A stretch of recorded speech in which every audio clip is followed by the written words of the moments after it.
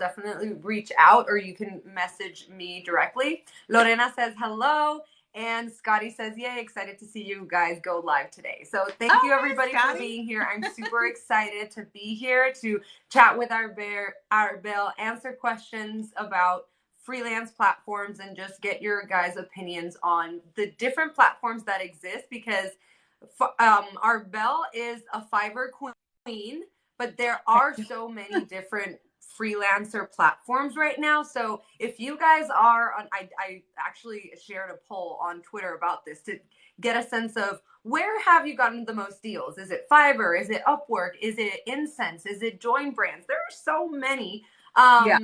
So if you guys are any others, feel free to let us know your perspective on that. But Arbel, thank you so much for taking the time to be here tonight to share all of your insights about Fiverr. And I know you have a lot more to offer for anyone who's interested in like really digging into Fiverr. So I'll let you speak on that later. But first, please give us a little introduction about how you got into the freelance space and social media, TikTok, UGC specifically, how you got to where you are now. Awesome. Laura, it's so awesome to see you. We've planned this for like weeks now, so I'm like really excited it's here. Renee says hi, so I want to say hi really quick. And it's been a minute. So just a little background. I started freelancing in 2011. So this is going on 12 years now. And I started almost out of college. I was a marketing director for a couple of small businesses in the South Florida area. And I just started designing websites. I learned how to design WordPress websites from scratch, and basically used YouTube. YouTube was my like college, I'm YouTube certified, kind of thing. And so I used YouTube like crazy to learn how to manipulate themes and create websites for small businesses. And I started freelancing as I was working my full-time job. So it got to the point where I had so many clients at that point where I literally would go to the bathroom to answer clients, messages and emails. And at one point, I remember one of my coworkers being like, are you okay? Like, are you pregnant? Like, why are you going to the bathroom so much? And it was just like something that really just stands out to me in my memory, because I remember being like, why? Okay, that's a weird assumption. But at that point, I was like, maybe I'm busy enough to where I don't have time to have a full-time job, and that was like a really pivotal moment for me. And I was like, I think I'm ready to go full-time freelance. And so this was back in 2012 when I quit my job and went full-time. And I remember my boss being like, it's okay, I know you'll be back. And here we are 12 years later, and I haven't. He was a really great boss, but I was just like, really? Like, what kind of like encouragement is that? And then in 2016, so I wasn't on Fiverr. I was just a buyer. I would like purchase freelance services to design brochures and templates and like things that I really hated doing, and like business cards for my clients, I would outsource on Fiverr. And so in 2016, my husband and I decided we're freelancers. We can do whatever we want. We are like digital nomads. And so we decided to move to Colorado to experience snow, get a change of scenery. So we packed up our house, we packed up our 3 dogs, and we drove across the country, and we were just like high spirits. Everything's great. We were making 6 figures. Like things were just amazing. And we moved into this huge house in Colorado. It was like 6 bedrooms, 3 baths. Like it was massive. It was the nicest place we ever lived. A huge backyard, huge built out patio, furnished basement. Like it was gorgeous.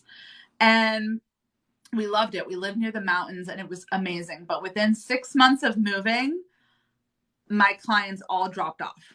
They were like, we don't want to work with you anymore. You're not local. This is before Zoom, right? So like working remote was like impossible. It was so hard.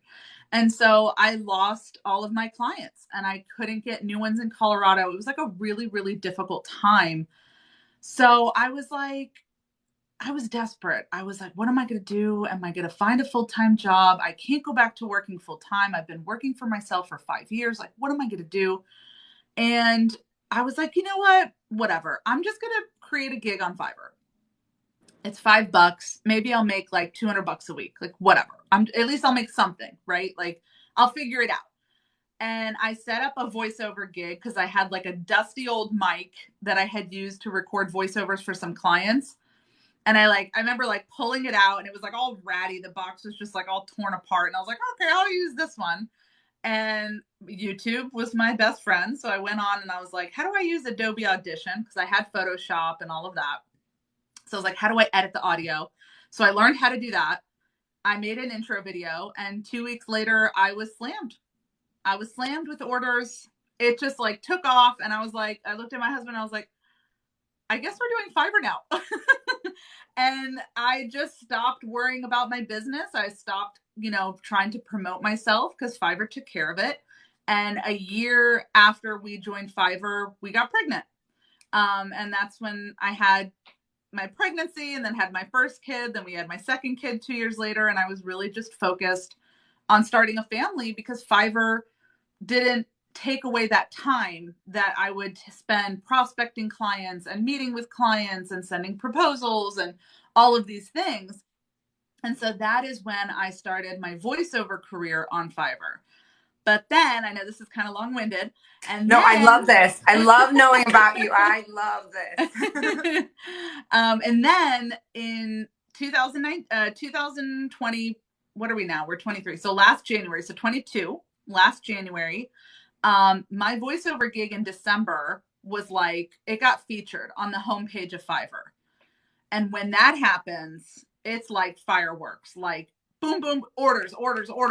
Like it's like slot machine, it's just like you're winning the lotto. And I, for a whole month, was like so slammed. I would literally wake up and have like 20 orders in my queue, 30 orders in my queue. And then I would finish them that night. And the next morning I'd be slammed again. And I always say that's like a good problem to have, right? Like you're slammed with work, but it's still a problem because now you're going to experience burnout and all of those things. Yes. And that's what happened. I had burnout by Christmas. I was like, I can't, like, I have to raise my prices. I can't work for this little. I was still charging only $5 a gig. Like I was like, I got to charge more. And so when I did that, I changed my voiceover gigs pricing and everything changed. Basically, long story short, my gig got deranked because I kept changing my prices and I didn't know what to do. My gig got deranked. My income changed. I went from making $4,000 a month down to like $1,500, $2,000 a month. Like it was scary. And my husband's like, you need to do video work. So I created a spokesperson gig, which is where you just read a teleprompter, right? Yeah. And then TikTok, I was on TikTok and UGC started trending. So I was like, oh, script read and UGC. So I like did the research, and Emma is the first one that I saw talk about UGC. Okay. And I was like, what the hell is that? And I look it up and I was like, oh, it's kind of what I'm doing, but with a product. I'm like, let me create a UGC gig. And the rest is history. Oh my God. I love this. I love the story. Honestly, yeah, so it's been a while. Inspiring. It's inspiring that you have been your own boss for so long.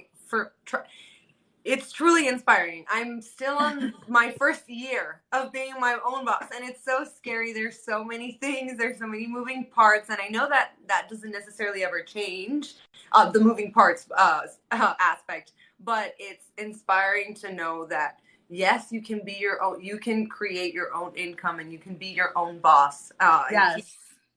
There will be, nobody said it's going to be easy, no. But you can do it.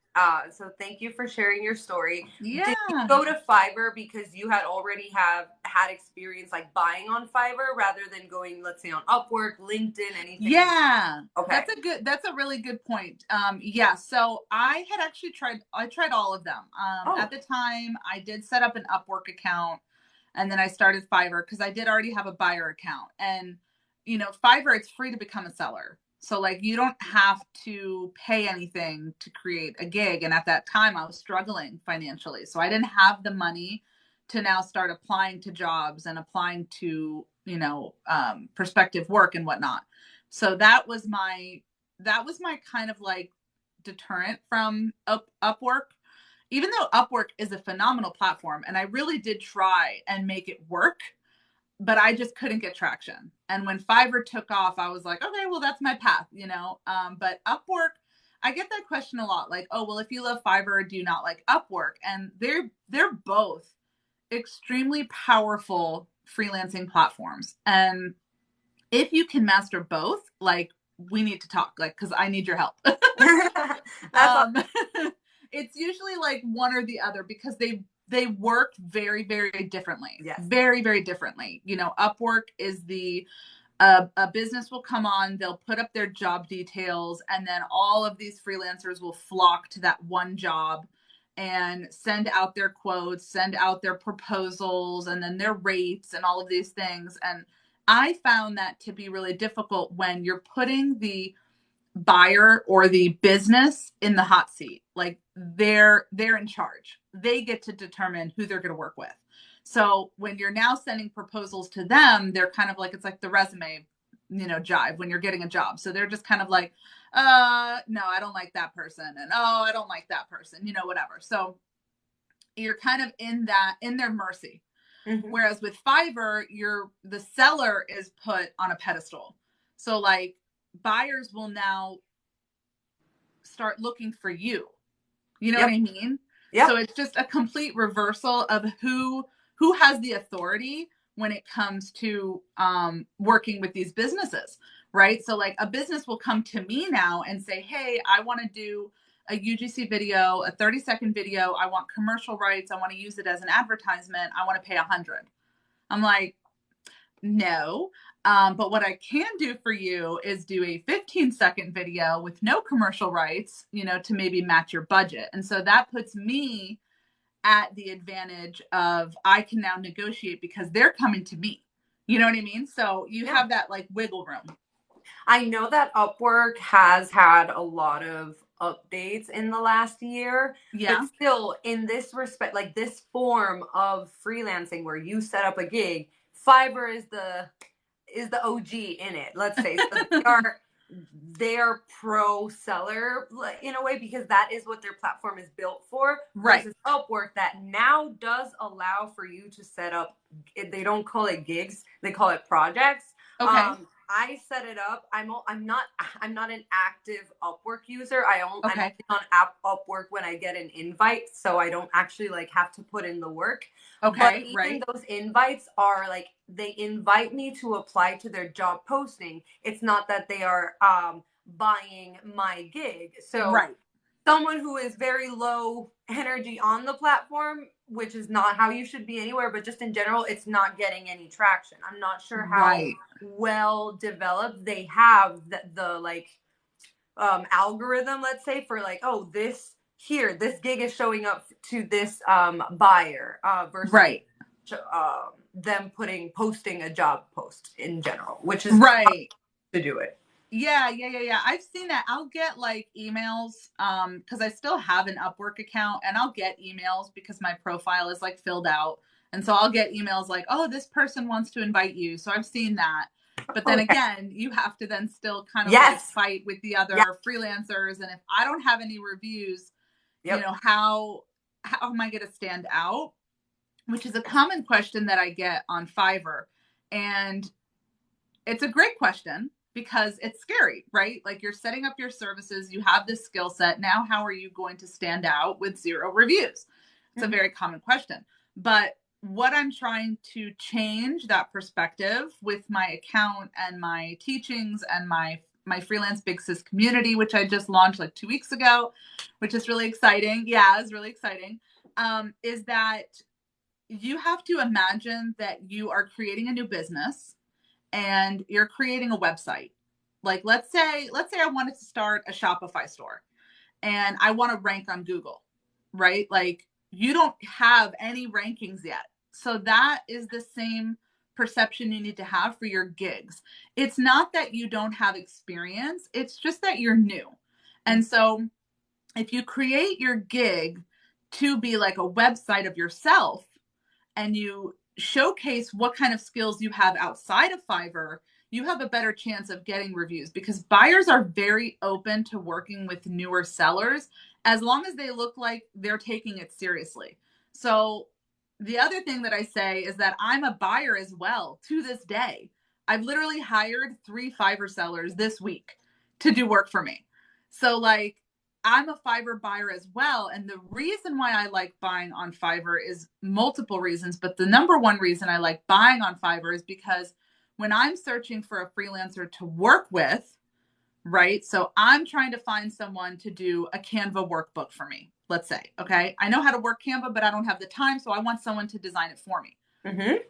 So when I go into Fiverr and I look for Canva workbook designers, I will then look at the gigs regardless of their reviews, but I'm going to look at their response rate. Are they active on Fiverr, or are they letting it go to 9 hours, that they're not even checking their messages? Is their intro video, like, are they really putting forth the effort to try and get work here? Their packages, their description. So I'll look at that. And if they look like they're actually trying to get work, I will give them a chance. I will order from them because it's going to be at a cheaper price for me too. So if I can help them build their gig up at a cheaper cost for me, while also giving them reviews and getting them the chance to like build their reputation, I'm going to do that. But if I'm looking for someone and it says that they have a 9-hour response time, why am I going to waste my time messaging them? You know what I mean? So yeah. Anyway, so that's what I teach everybody. No, super. These are, if I hope anyone who is interested in Fiverr is taking notes. If not, no worries. The replay will be available, but I am taking mental notes. So you mentioned a few things that I want to dig into. First, the intro video, just because I'm a little bit obsessed with them because I haven't done mine yet. It's been on like my to-do list for so long and I still haven't. So I know most of us here are likely UGC creators. Would you say the way you go about the intro video for a UGC portfolio would be the same as for your Fiverr gig? Or are there like nuances? Yeah. So I actually had a coaching call with a girl that, Haley, who's trying to get into UGC work. And she created her portfolio and it looked really great. And she had all these samples and she was like, but I don't know what to do for my intro. And I was like, all right, it's so simple, because all you need to do is talk to the camera, introduce yourself. Hi, I'm Arbel. I'm a professional UGC creator. Check out some of my work. And then just literally splice in your samples. That's I know. it. I That's know. your intro video. That's it. I've said it myself. It's hard. I know. It's me. I'm the problem. I'm the problem. Girl, are you telling me I have 11 gigs and literally I have to do like 5 intro videos and I talk to the camera every day and I haven't done them? You get I know. You get that. I wanted to know if maybe there was because I know you can't put more than one video, right, in your gig. So that intro video needs to be solid. That's their first impression of you. Right. I've gone on Fiverr. And they seem really similar to what I would imagine a portfolio intro video would look like, but wondered if there's anything like particular that you added to yours, or do you use the same one? So I have changed mine now 4 times. So this is what I stress to everybody, is that when you create your intro video, do not need to worry that you're setting it in stone and you can never change it again. You have to change it again until it works. Awesome. So once it starts working and you're getting orders and you're getting gigs or orders and messages, I say, don't touch it. That's it. It's working. You're done. You're good. The only thing you can do now is scale, is make, increase your prices, lower what you offer per package. And then if you want to change up your samples, like I'm going to change up my samples, but I'm not going to touch the intro part, because that intro part, something about it just works. So I know that my sample pieces are better now than what they were. I think now we're going on 5 months ago. But even still, I'm still getting orders like almost daily with that video. Whereas before that video, I tried all kinds of things where I'm just like talking to the camera and I'm like, I could do this and I can do that and I can do this, and nothing.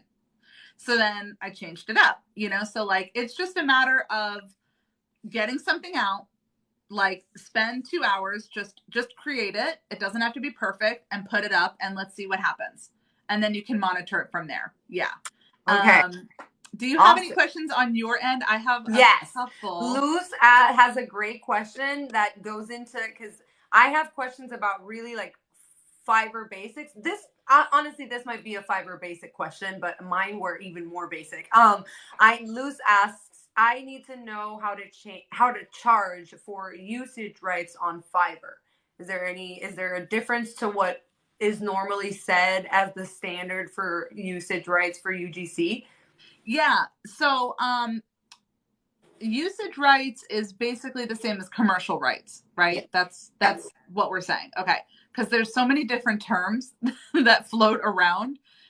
Yes, commercial rights and usage rights are basically the same thing. And what I do is I charge, when I first started, I charged very, very little for the commercial rights. Okay. A lot of Fiverr buyers are a little bit unfamiliar with commercial rights, but they know that it's important.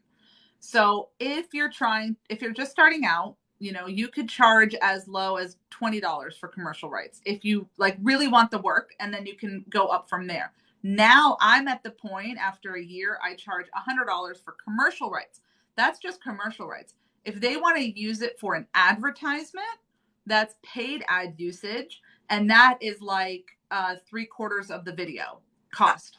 Okay. I was going to ask if you can decide fixed rate over or percentage, or is it right? You determine that. It's all up to you, and you just add it as a gig extra. Okay. So you can predefine your like gig extras when you're setting up your gig, but then in the custom, like in the messages, you can change it. Like you can make it more, you can make it less. Like most people are not going to go and verify it.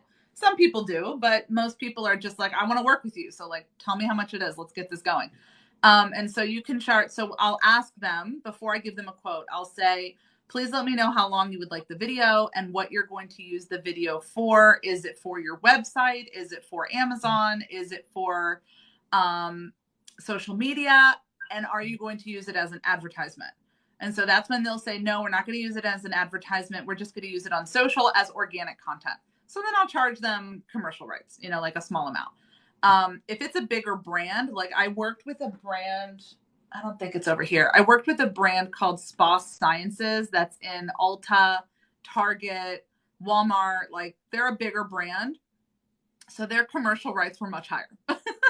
Okay. You know what I mean? So like you can gauge that, and buyers know that. Like they know that if they're a bigger brand, they're gonna pay more. Like it's just the way it is, Okay, I love that. It feels very similar to how I go about my negotiations. Oh, really? In my email, like if a big brand is reaching out versus like someone that I know is starting like a startup or a small business, right? It's probably not going to be the same. I charge by percentage. I charge like 30 to 50% depending on the type of usage that they want.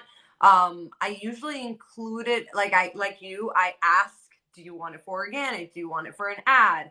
To avoid friction, I include it in the final rate that I give them. If they want an itemized list, I'll tell them how much they're paying for usage. Right. But I just let them know like the scope of the package, usage right, social or paid usage rights for X amount of months or years or whatever.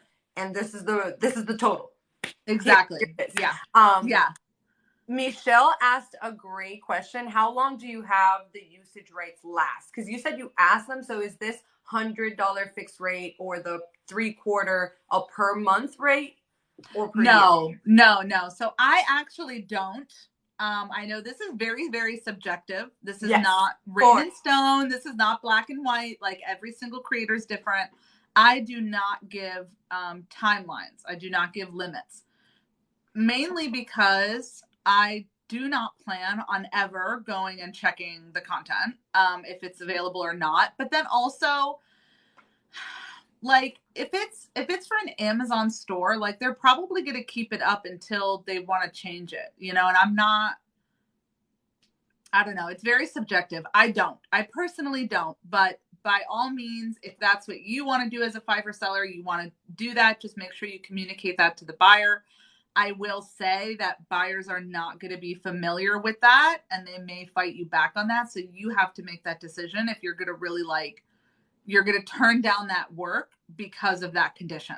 So that's going to be your commercial rights or paid advertising rights are in perpetuity. Yeah. Or unlimited, I guess. Yeah. Buy it. Okay. Yeah.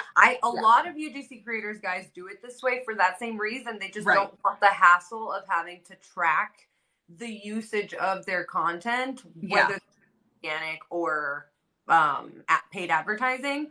It is your prerogative. It is your work, your face, your voice, whatever you're selling. But just know that you have the right to decide whether you give it to them or not. And they have the right to say no or yes to having to deal with you for that.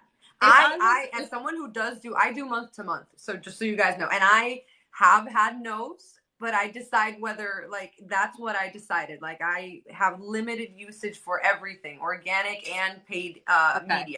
Maybe at some point I'll change it. I don't know. Right now, I'm happy with it. But you get to, as a freelancer, that's the power you have over any content that you create. You have the rights to it. No brand can use it without, like, asking you for your permission. And hopefully compensating you. Exactly. And I feel like that's, it is really a personal preference, and it turns into a legal preference when, I believe, and this is just my theory on it, is when you are like a known figure, so you maybe have your image trademarked, or, like, you know what I mean? Like, in that sense, I feel like it would be more of a legal thing. But for me, as a freelancer who's trying to put food on the table for my kids and buy a house, like, I'm good. But everybody's different. And like we said, as freelancers, it is completely up to you to decide. I do have a question really, really quick. Right here.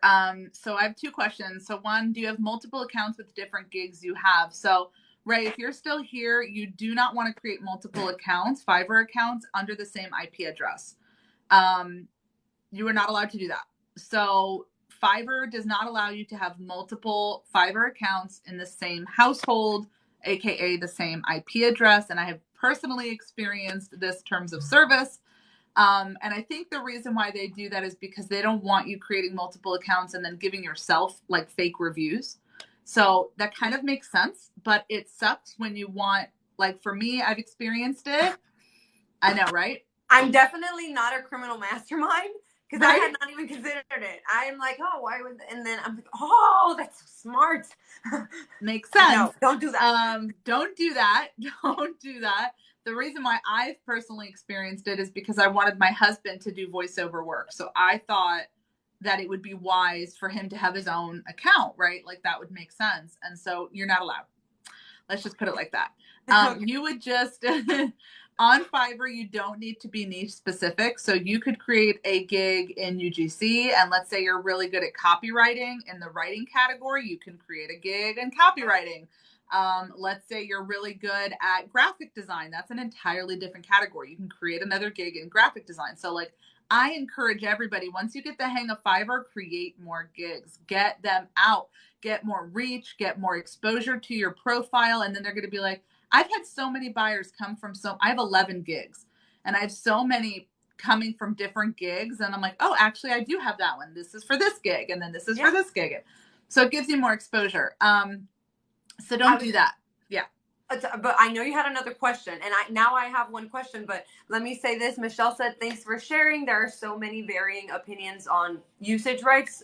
So just curious, there really is. And Lou says, I love that everyone is open to different methods and opinions, and no one makes you feel bad for it. And no, because this is your face, your rights, your, like, you do your brand, your money, your everyone's story is different. And then Saha says, Mama's trying to feed our babies. Yes. And Luz says, I never considered the review fraud either. Thank you, Luz. That makes me feel better.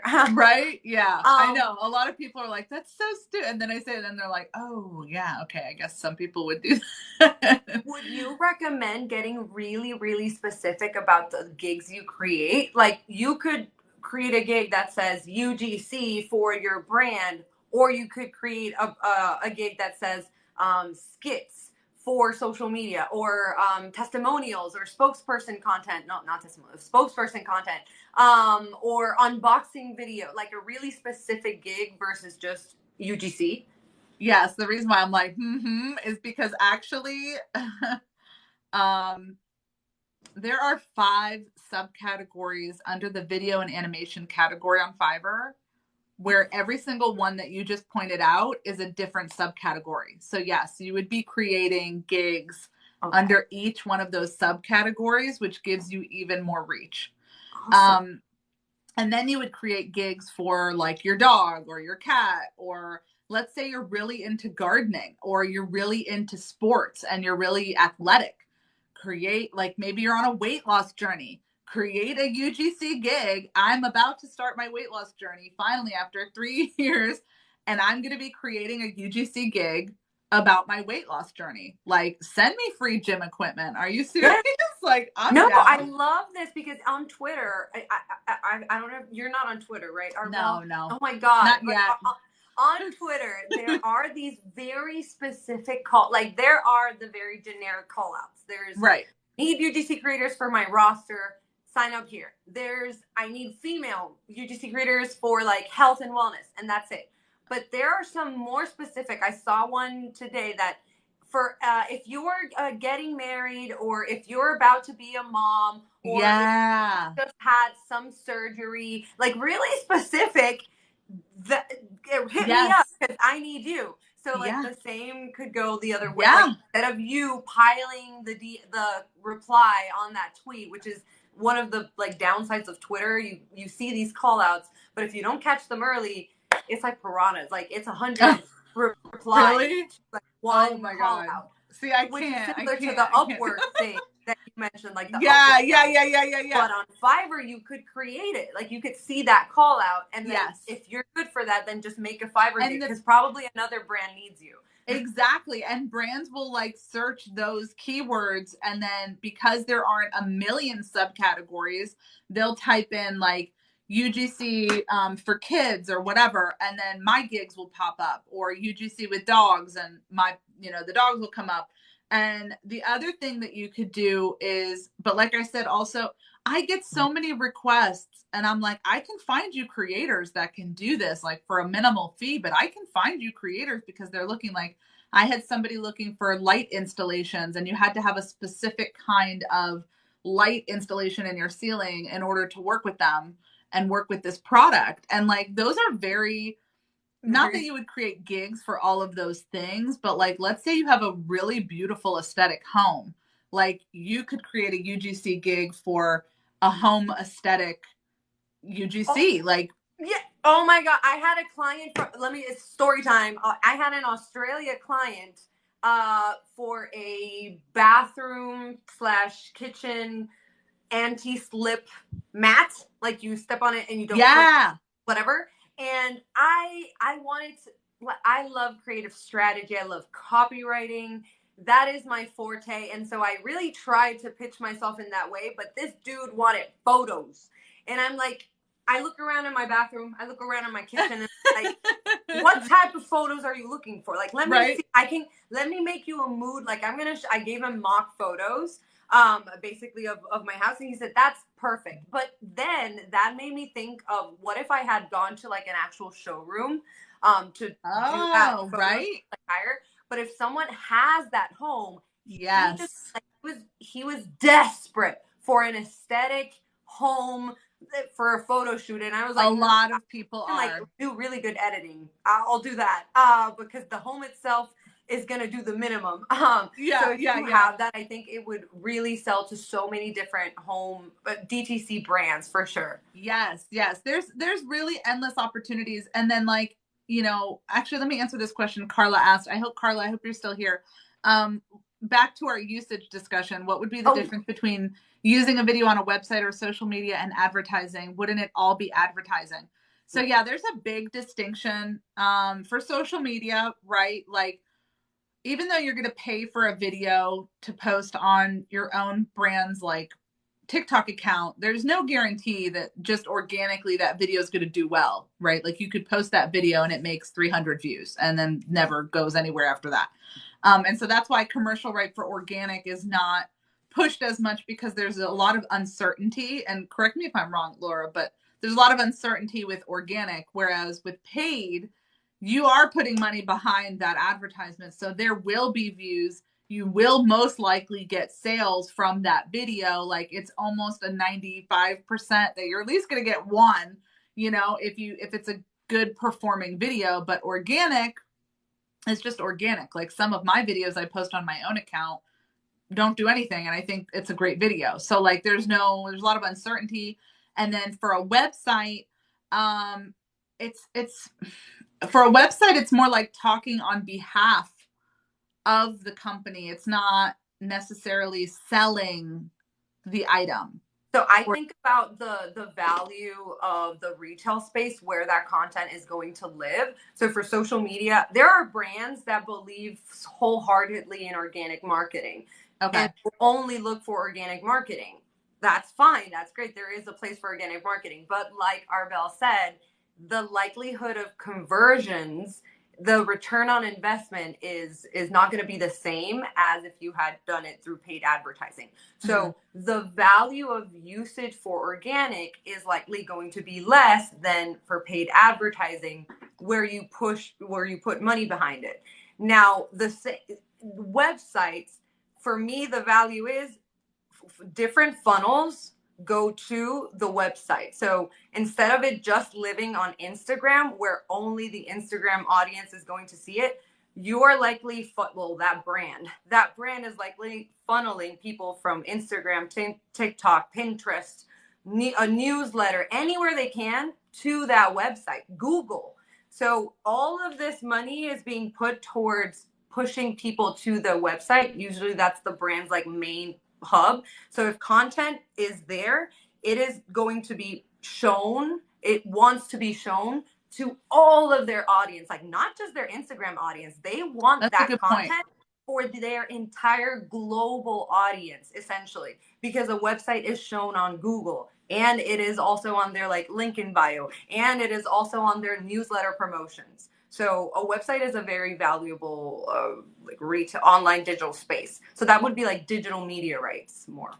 That's amazing. I actually did not think about that. So would you charge the same amount? Oh, no. I am very strict about usage. Like if you want it on TikTok, great. If you also want it on Meta, that's more. If you also want it on your website, that's more. If you also want to include it in your newsletter, then you want digital media rights. If you want my face on a billboard, that's print rights. Everything is different. If you want to buy me out, that's not going to be possible, likely, unless you're going to give me like $1 million. But that is also an option. Okay, that's a really great point. I'm glad you covered that, because I did not think about website in that way. So that's really awesome. I'm actually going to like implement that with quotes that I give. If they say it's going to be on Amazon or on their website, then that is going to be a different digital media rights. I really like that. That's a really, really good idea. Yeah, think of us as freelancers. They say it all, like we get warned about this all the time. Our audience on social media only exists as long as social media exists, which is why we always, at least I recommend building out the email list. I'm sure that's something you have done. It's magical. Why do you build out the email list? Because you have access to their email for like a newsletter. But then what does the newsletter lead you to? Sometimes, at least for me, it does, to a blog, to a website. Right. Where it's going to live forever until they change it.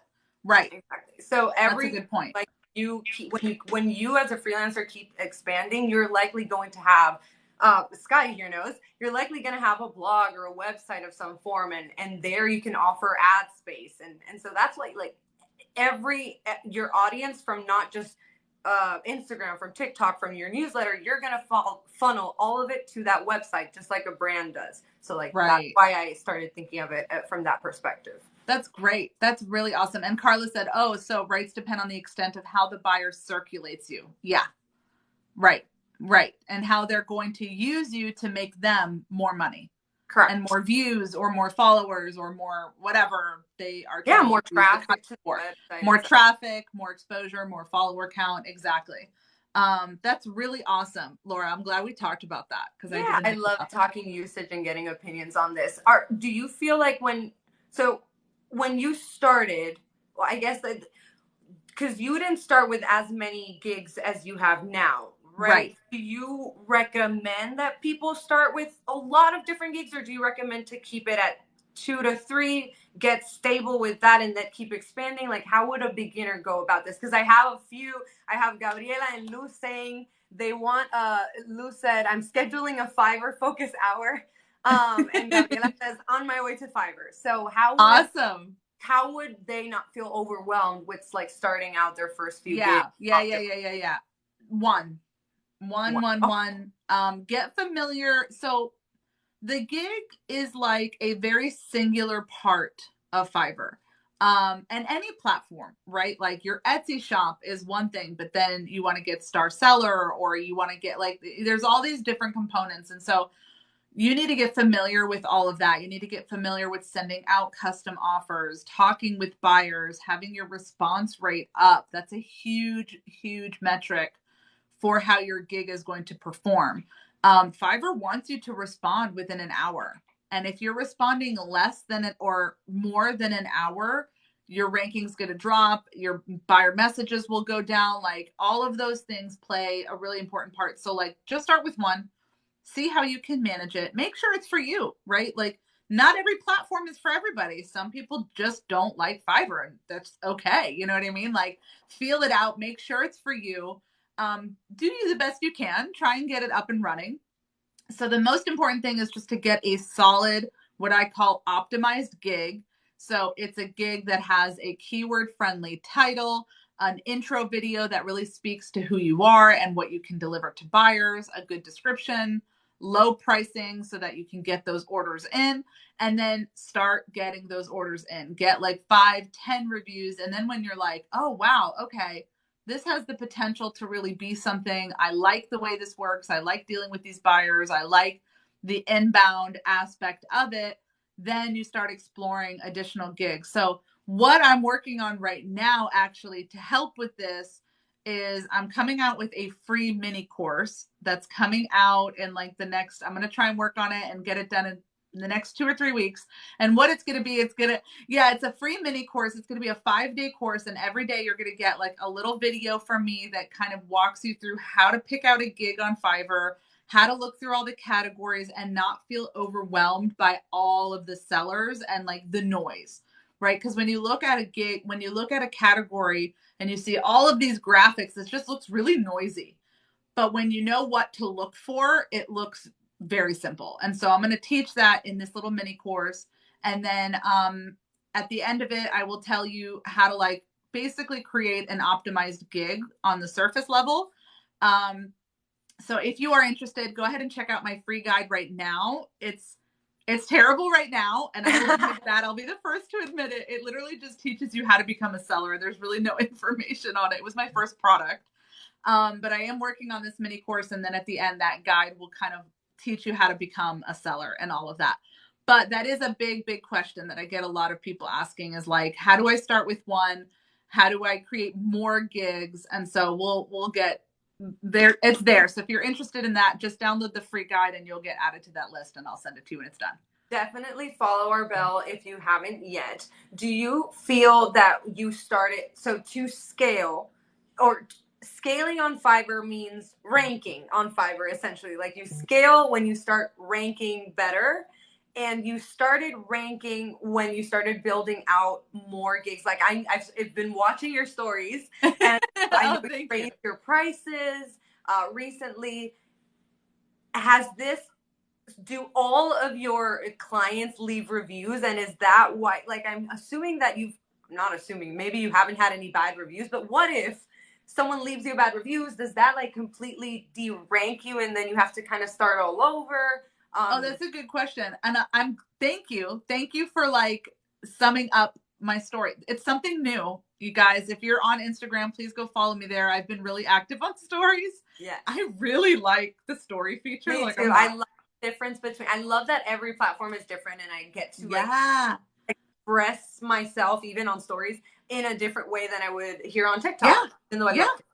I literally, that Instagram account, if you guys scroll, okay, if you scroll, that account is like, I don't know, 50 years old. It's like, it's so old. It's from like when I first got out of college, like when it came out, you know?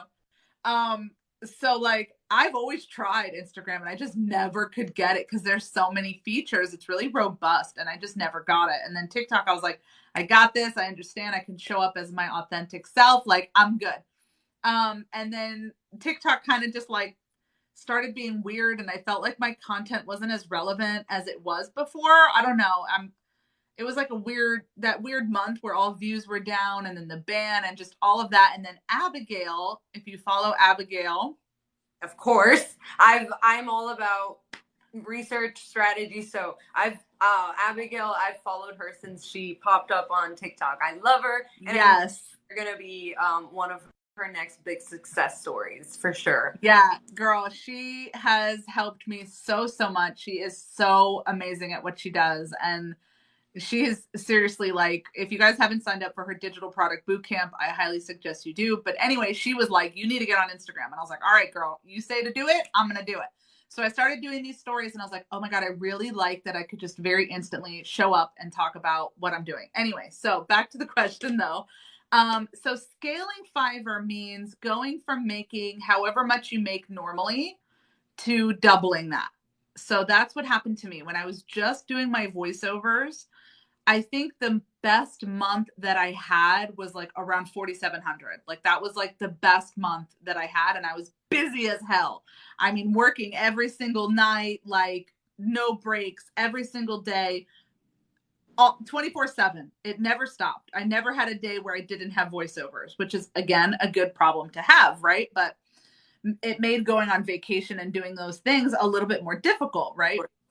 And so when I say scaling Fiverr, I don't just mean making more money on Fiverr. I mean making more money and working less.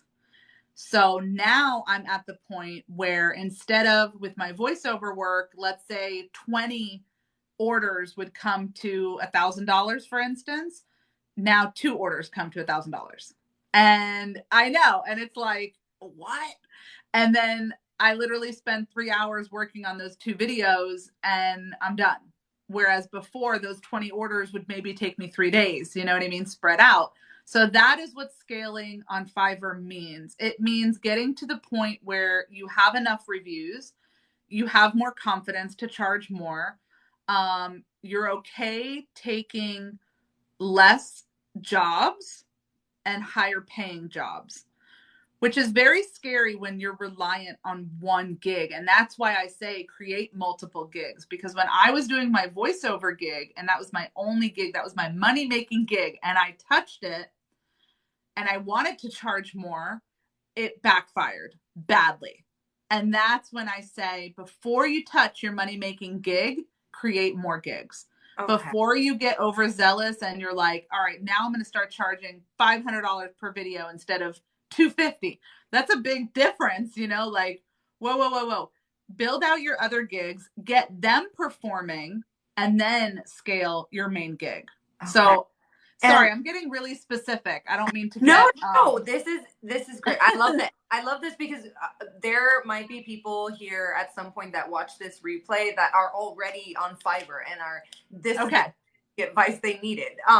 And the beginners here, like me, Fiverr beginners, whenever we do get to that part, we'll just like I'll just rewatch this video for sure. Awesome. Maddie says, love specifics. Lou says, no, this is great. I needed this. See. Oh, okay, cool.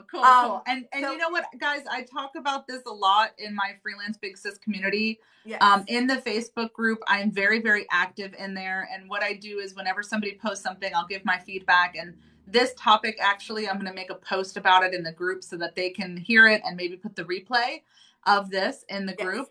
And how you gain access to the group is through my Fiverr Master Course.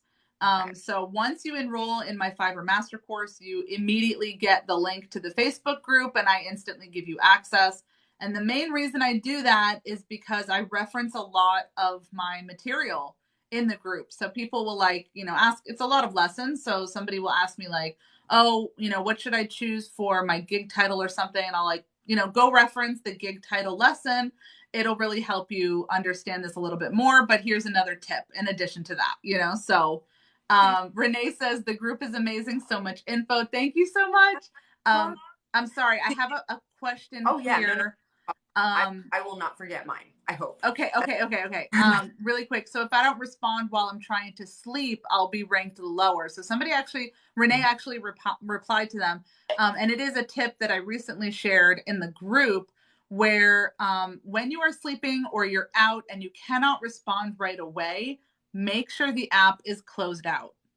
And the browser is closed out. When you do that, Fiverr automatically puts you as away and gives you a little bit more leeway to reply to messages. And then or you can create a quick response that like, hey, I'm currently away. I can't answer right now. But when you go to sleep, close out the Fiverr app. Close everything out so you're put as away. Anyway, what was your question? I have 3 now. Wait, let me write it. Okay, one was because of what we were talking about. Do you have to ask for your clients to leave your reviews, and how do you handle a low review? How does that impact your rank? Thank you. You're so good. You're so good at this. You totally brought me back. So most of it, okay, it's kind of a loaded question.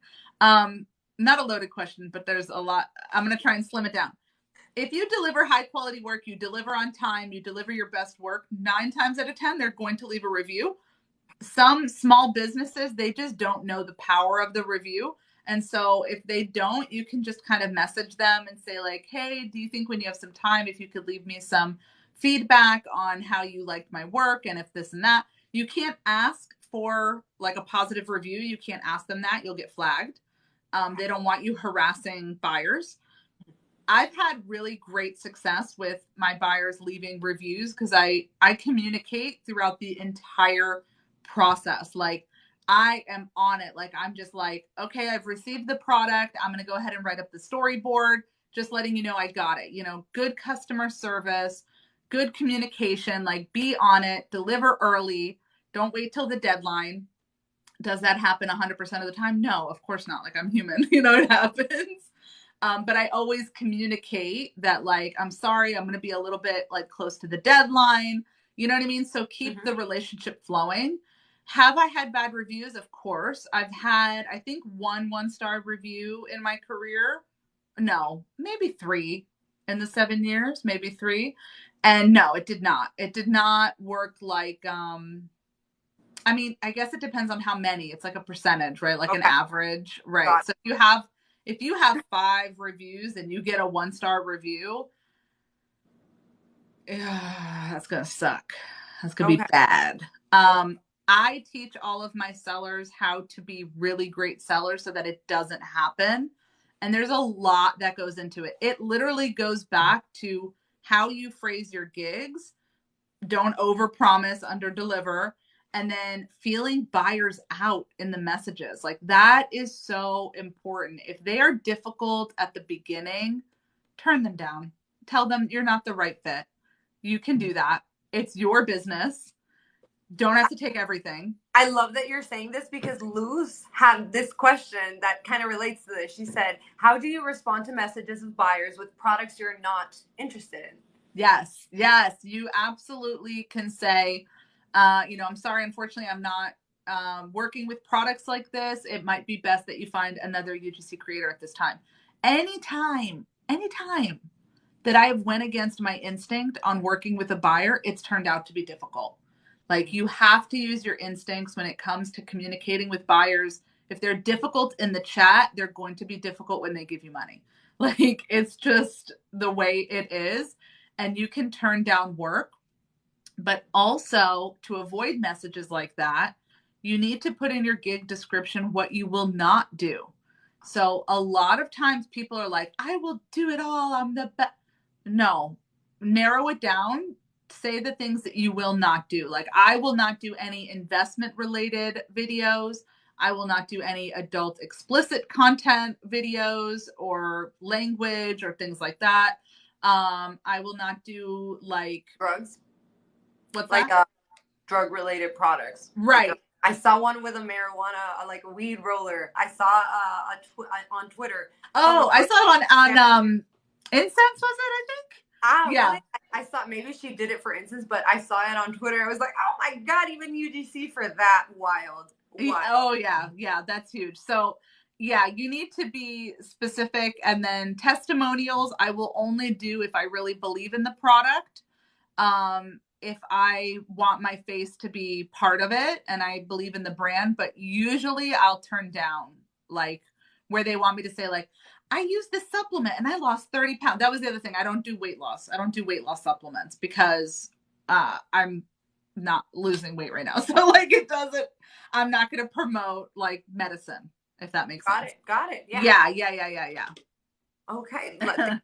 Wait, check. And this one's check. Okay. My next question was, because you said that at the beginning, it's very common for you to have to start at a very low rate to get traction. And that you hit the jackpot with that in a way. You at one point you were featured. How do you handle, and maybe how do you handle now? How have you improved the workflow to like balance out all of these projects? Definitely raising your prices as you get busy. That's like my other indicator. So like the first one would be when you get to certain reviews, because you're like, I charged way too low, I'm not doing this again. Raise it up. But then also when you get really busy, that's when you should definitely raise your prices or reduce how much you give for that price. So like maybe you're adding subtitles and captions to your base gig. Take that out. That's a gig extra. You know what I mean? Like that shouldn't be included in the base price or in a packaged price. I have learned now that I've increased my voiceover gig, I'm actually making it my mission to optimize my voiceover gig again, because after all that mess from last year, and then changing my intro video and just I've messed with it too much. It's not performing like it used to. I get a lot of repeat buyers and I get higher ticket orders, which is great. But now I'm making it my mission to use this new strategy that I've come up with to optimize your gigs on my voiceover gig. So I'm really excited to see like the difference between not optimized and like to see the difference in the workload. But that's kind of like the scaling Fiverr. But UGC on Fiverr is just, it's becoming more and more saturated. Hold on. I hate that word. I hate that word. It's becoming very, very in demand is what I like to say, not saturated, because saturated implies that no one can break in, and that's just not true. It's becoming very in demand, meaning that brands are going on Fiverr looking for UGC creators. And how I know that is because when I first started UGC last year, there were only 2 pages of results for UGC. Now, I don't even know.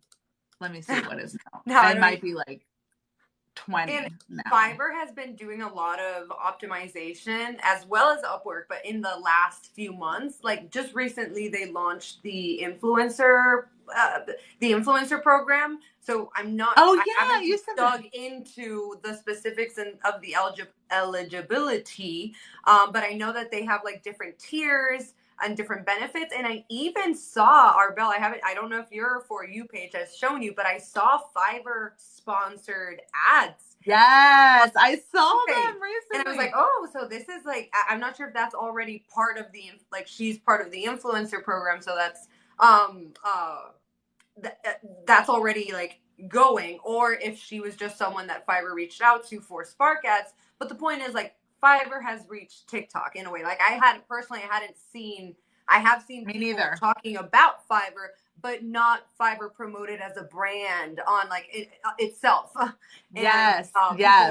The girl was saying, if you need help, it was having people be a buyer of Fiverr. So it's having people go on the platform and request more services from people like you and everyone else that joins tonight. The Fiverr Exactly. So the influencer program, I looked it up. It's only for YouTube influencers, and I think you have to have over 10,000 followers, subscribers. Okay.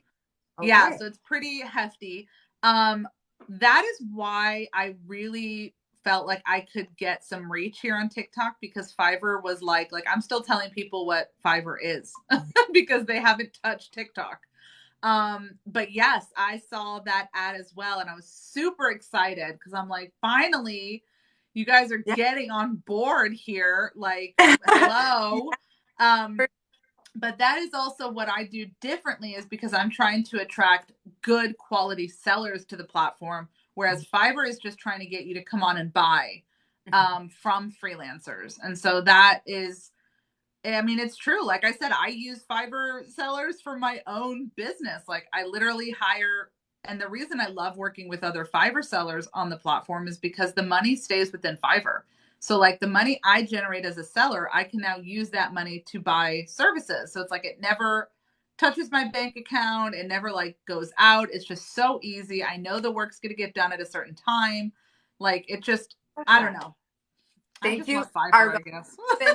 Maddie this has been so amazing, and we are past 10, so I know that I usually always try to limit myself to an hour. Yes. We all have lives to tend to, especially you guys who are moms.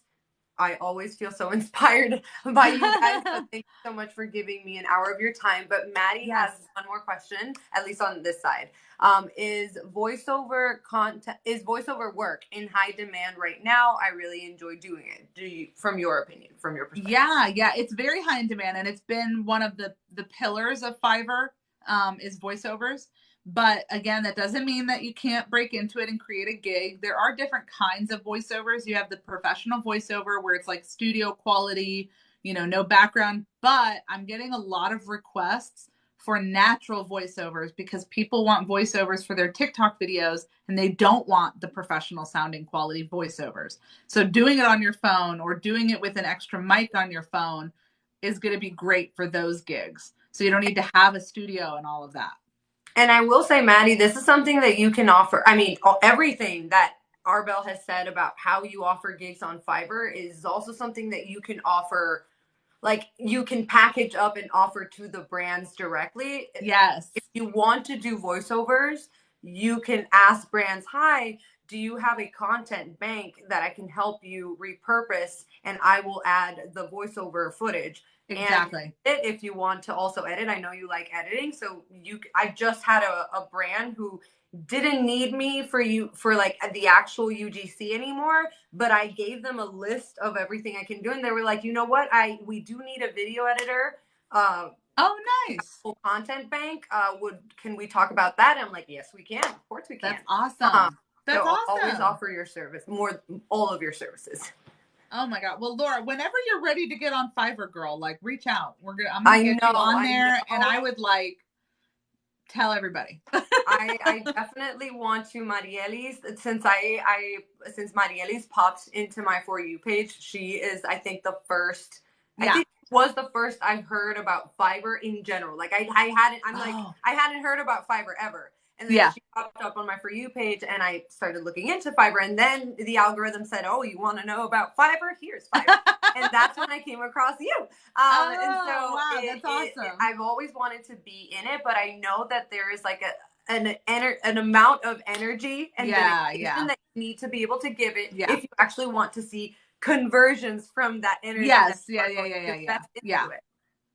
So I'm hoping that maybe in end of Q2 is my time for Fiverr, but I wanted to have this chat because I know that so many others in this space might want to dive into it sooner than me. Yes. No, that's okay, girl. That's okay. No, that's awesome. Thank you so much. This was really great. And I enjoyed talking with you always. I feel like it's such a nice conversation flow. So we need to do this again. For sure. Message me. I love going live every day, like casually as well. Awesome.